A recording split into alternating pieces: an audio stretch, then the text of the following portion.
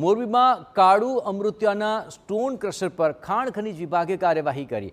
રાજ્યમંત્રી ક્રાંતિ અમૃત્યાના ભાઈ રાકેશ ઉર્ફે કાળુ અમૃત્યાના કારખાને તપાસ થઈ।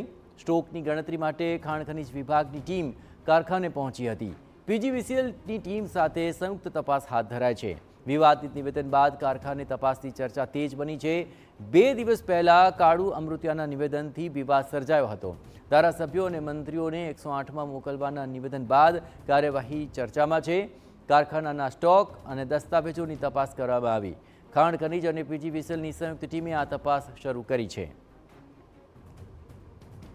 તો આવો સાંભળી કાળુ અમૃત્યાએ ઉપવાસ આંદોલન દરમિયાન શું નિવેદન આપ્યું હતું।